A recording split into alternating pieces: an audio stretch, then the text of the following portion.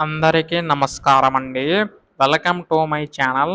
AP Annadata Sukhibhava పథకం సంబంధించి రైతన్నలకు ఈ యొక్క రూ. 20,000 జమ చేయడానికి రాష్ట్ర ప్రభుత్వం అయితే సిద్ధమవుతున్నట్లుగా తెలుస్తుందన్నమాట. అయితే ఈ యొక్క నిధులు ముందుగా ఏ జిల్లాలకు జమ చేయబోతుంది, తొలి విడత కింద ఎంత విడుదల చేస్తుంది అనేది ఈ వీడియోలో పూర్తి సమాచారం అయితే తెలుసుకుందాం.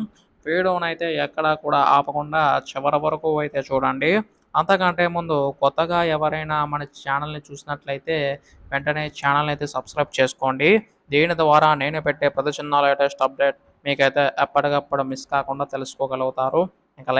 ఇంక ఆలస్యం చేయకుండా వీడియోలోకైతే వెళ్ళిపోదాం.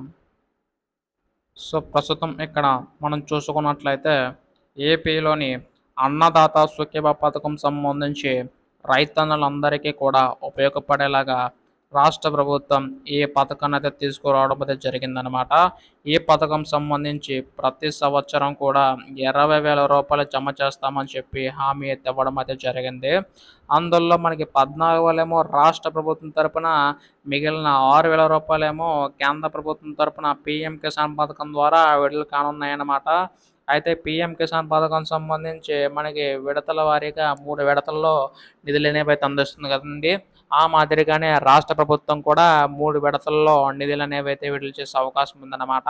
సో, దీనికి సంబంధించి గాను రాష్ట్ర ప్రభుత్వం నిర్ణయం తీసుకొని మనకి నిధులనేవైతే విడుదల చేయబోతుందండి.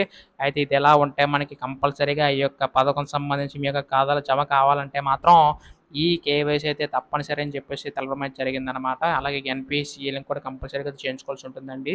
అంటే మీ యొక్క phone number, Aadhaar card, bank account అన్ని 3 లింకప్ అయి ఉండాలండి. సో, దీనికి సంబంధించి మనకి రేపు ఈళ్ళలోగా అప్డేట్ ఇచ్చే అవకాశం ఉందనమాట. ఎప్పుడు దీనిపై లేటెస్ట్ అప్డేట్ వచ్చినా మీరు ముందుగా తెలుసుకోవాలనుకుంటే ఛానల్ అయితే సబ్స్క్రైబ్ చేసుకోండి. ధన్యవాదములు. జై హింద్.